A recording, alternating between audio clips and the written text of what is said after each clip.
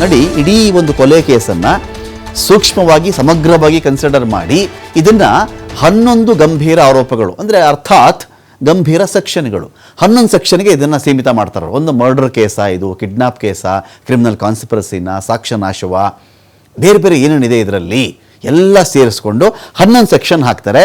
ಇಷ್ಟು ಜನ ಆರೋಪಿಗಳು ಆ 11 ಸೆಕ್ಷನ್ಗಳ ವಿರುದ್ಧವಾಗಿ ಬಡಿದಾಡಬೇಕೀಗ. ನಮ್ಮ ಮೇಲೆ ಹಾಕ್ತಿರ್ತಕ್ಕಂಥ ಸೆಕ್ಷನ್ಗೂ ನಮಗೂ ಸಂಬಂಧನೇ ಇಲ್ಲ. ಫಸ್ಟ್ ಆಫ್ ಆಲ್ ನಾವು ಕಾನ್ಸ್ಪಿರಸಿ ಮಾಡೇ ಇಲ್ಲ, ಸಂಚೆ ಮಾಡಿಲ್ಲ, ನಾವು ಕಿಡ್ನ್ಯಾಪಲ್ಲಿ ನಾನು ಭಾಗಿನೇ ಆಗಿಲ್ಲ.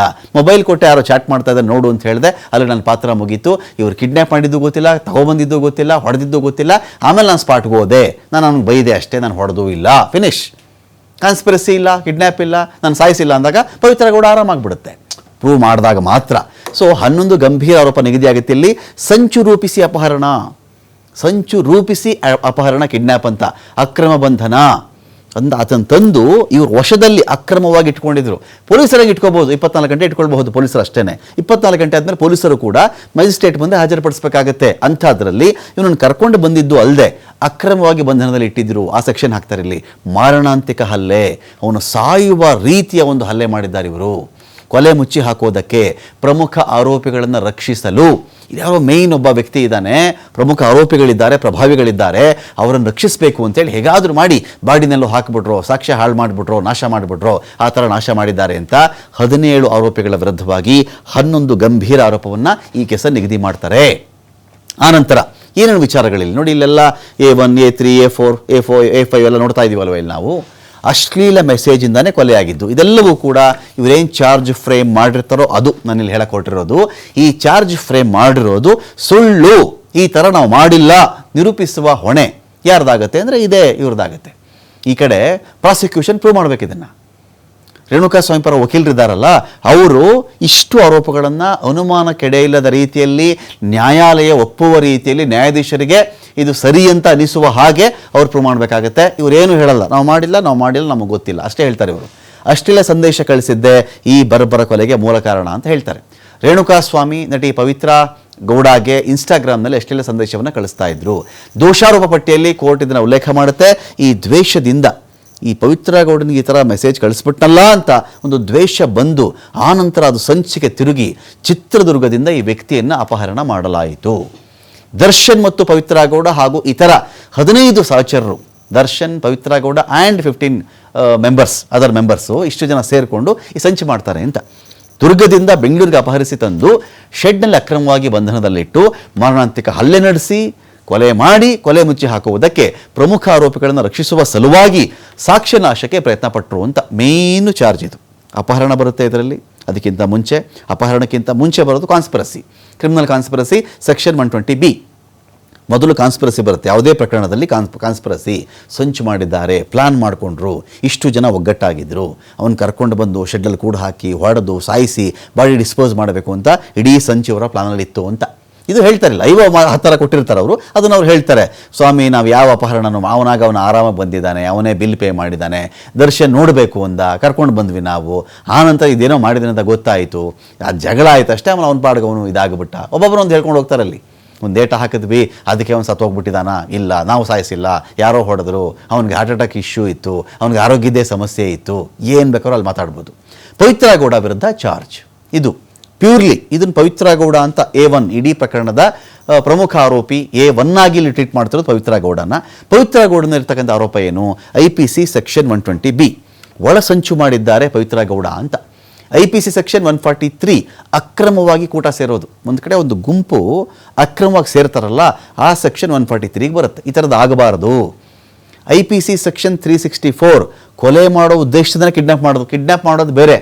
ಇಂಟೆನ್ಷನ್ನೇ ಇವರಿಗೆ ಕಿಡ್ನ್ಯಾಪ್ ಮಾಡಿ ಆದಮೇಲೆ ಕೊಲೆ ಮಾಡಬೇಕು ಅಂತ ಇತ್ತು ಅಂತ ಪವಿತ್ರ ಗೌಡನಲ್ಲಿ ಹಾಕಿರೋದು ಈ ಸೆಕ್ಷನ್ಗಳು.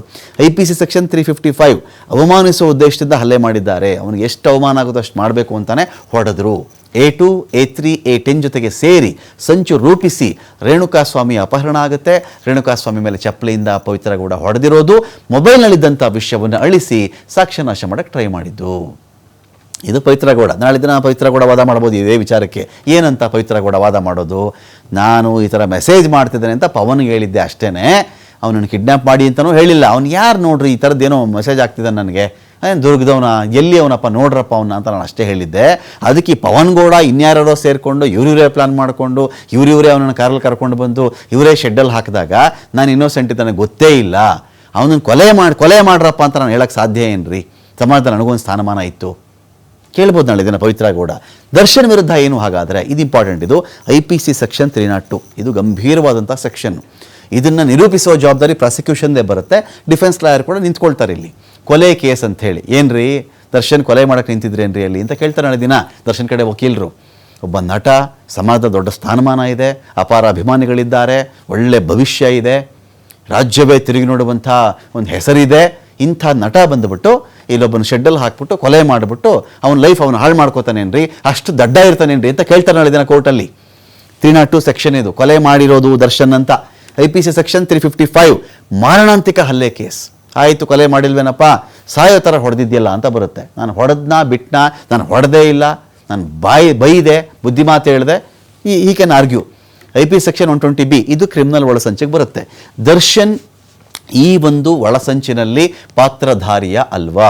ಸ್ಟೋನಿಬುರ್ಗ್ ಹೋಟೆಲ್ಲು ಊಟಕ್ಕೆ ಸೇರಿದ್ರಾ, ತಿಂಡಿಗೆ ಸೇರಿದ್ರಾ, ಕ್ಯಾಶುಯಲಾಗಿ ನಾವು ಊಟ ಮಾಡೋದೇ ಅಲ್ಲಿ, ಫ್ರೆಂಡ್ಸ್ ಎಲ್ಲ ಸೇರೋದೇ ಅಲ್ಲಿ ಅಂತನ, ಅದಕ್ಕೂ ಈ ಕ್ರಿಮಿನಲ್ ಒಳಸಂಚಿಗೂ ಸಂಬಂಧನೇ ಇಲ್ಲ ಅಂತನ, ಅದನ್ನು ವಾದ ಮಾಡ್ಕೊಂಡು ದರ್ಶನ್ಗೆ ಬಿಟ್ಟಂಥ ವಿಚಾರ. 120B ಸಂಚೇನೂ ಮಾಡಿಲ್ಲ. ಇವನು ಯಾರೋ ರಘು ಪವನ್ ಸೇರ್ಕೊಂಡು ಇವ್ರು ತಗೊಂಡು ಶೆಡ್ಡಲ್ಲಿ ಇಟ್ಟರೆ ನಾನು ಹೆಂಗೆ ಸ್ವಾಮಿ ಸಂಚು ಮಾಡೋಕ್ಕಾಗುತ್ತೆ? ಈ ಕ್ಯಾನ್ ಆರ್ಗ್ಯೂ. IPC ಸೆಕ್ಷನ್ 204 ಸಾಕ್ಷ್ಯನಾಶದ ಕೇಸ್. ಈ ಸತ್ತೋದ ಮೇಲೆ ಎವಿಡೆನ್ಸ್ಗಳನ್ನು ಹಾಳು ಮಾಡಿದ್ರು ಇವರು, ಅದನ್ನು ಕೂಡ ದರ್ಶನ್ ಡಿಫೆಂಡ್ ಮಾಡ್ಕೊಳ್ಬೇಕು. ಅದನ್ನು ನನಗೇನು ಸಂಬಂಧ ಇಲ್ಲ, ಅವರೇ ಆನಂತರದಲ್ಲಿ ನಾನು ಯಾವಾಗೋ ಹೋದೆ, ಬುದ್ಧಿ ಮಾತು ಹೇಳಿದೆ, ಶೆಡ್ಡಿಂದ ಆಚೆ ಬಂದೆ, ನಾನು ಬಂದಾದ ಮೇಲೆ ಇನ್ನೂ 5-6 ಜನ ಅಲ್ಲೇ ಇದ್ರು, ಊಟ ಮಾಡಿದ್ದ ದುಡ್ಡು ಕೊಟ್ಟಿದ್ದೆ ನಾನು. ದುಡ್ಡು ಕೊಟ್ಟ ಮೇಲೆ ಇವ್ರು ಏನು ಮಾಡಿದ್ರು ನನಗೆ ಗೊತ್ತಿಲ್ಲ. I don't know. ನಾನು ಕಂಪ್ಲೀಟ್ಲಿ ಇದ್ರ ಬಗ್ಗೆ ನನಗೆ ಜ್ಞಾನನೇ ಇಲ್ಲ, ನನಗೆ ಗೊತ್ತೇ ಇಲ್ಲ ನನಗೆ. ಇವರೇ ಬಾಡಿ ಡಿಸ್ಪೋಸ್ ಮಾಡಿಬಿಟ್ರೆ ನಾನು ಹೆಂಗ್ರಿ ಸಾಕ್ಷ್ಯನಾಶ ಮಾಡೋಕ್ಕಾಗುತ್ತೆ ಅಂತ ದರ್ಶನ್ ನಾಳೆ ಕೇಳಬಹುದು. IPC ಸೆಕ್ಷನ್ 359 ಅಪಹರಣದ ಕೇಸ್ ಇದು. ಸ್ವಾಮಿ ಇವರು ಅಪಹರಣ ಮಾಡೋದೇ ನನಗೆ ಗೊತ್ತಿಲ್ಲ, ದರ್ಶನ್ ಹೇಳ್ಬೋದು ನಾಳೆ ದಿನ. IPC ಸೆಕ್ಷನ್ 143, 147, 148, 149 ಕಾನೂನು ಬಾಹಿರವಾಗಿ ಗುಂಪುಗೂಡಿದ ಆರೋಪ. ಎಲ್ಲಿ ಗುಂಪುಗೂಡಿದ್ವಿ ಹೇಳಿ ಅಂತ ಕೇಳ್ತಾರೆ ದರ್ಶನ್ ನಾಳೆ ದಿನ. ಎಲ್ಲಿ ನಾವು ಗುಂಪುಗೂಡಿದ್ವಿ? ಇಷ್ಟು ಜನ ನಮ್ಮ ಪಾಡ್ನ ಊಟ ಮಾಡಿದ್ರೆ ಗುಂಪುಗೂಡ್ದಂಗ? ಹಾಗಾದರೆ ಪ್ರತಿ ಹೋಟೆಲ್ ಟೇಬಲ್ಗಳಲ್ಲೂ ಕೂಡ ಯಾರ್ಯಾರು ಜನ ಕೂತಿರ್ತಾರಲ್ಲ, ನಾಳೆ ದಿನ ಏನೋ ತಪ್ಪಾಗ್ಬಿಟ್ರೆ ಅವನು ಊಟಕ್ಕೆ ಬಂದಿರಲಿಲ್ಲ, ಸಂಚು ಮಾಡೋಕ್ಕೆ ಬಂದಿದ್ದ ಅಂತ ನೀವು ಹೇಳ್ತೀರಾ ಅಂತ ಆರ್ಗ್ಯೂ ಮಾಡಬಹುದು. IPC ಸೆಕ್ಷನ್ 504 ಅವಾಚ್ಯ ಶಬ್ದಗಳಿಂದ ನಿಂದನೆ. ಅವನಿಗೆ ಅನ್ನಬಾರದು ಮಾತಂದಿದ್ದಿ ಇಲ್ಲಿ ಅಂತ ಮನುಷ್ಯನಿಗೆ ಆ ಥರ ಮಾತಾಡೋಂಗಿಲ್ಲ ನಾವು. ನನ್ನ ಹೆಂಡತಿಗೆ ಮೆಸೇಜ್ ಕಳಿಸ್ತೀಯ ಅಂತ ನಿಂದನೆ. ಕೊಲೆ ಮಾಡೋ ಉದ್ದೇಶದಿಂದ ಕೈಗಳಿಂದ ಮುಖಕ್ಕೆ 2 ಬಾರಿ ಥಳಿತ. ಕೈಯಲ್ಲಿ ಹೊಡೆದ್ರೆ ಸತ್ತೋಗ್ಬಿಡ್ತಾರ ಸ್ವಾಮಿ ಯಾರಾದರೂ?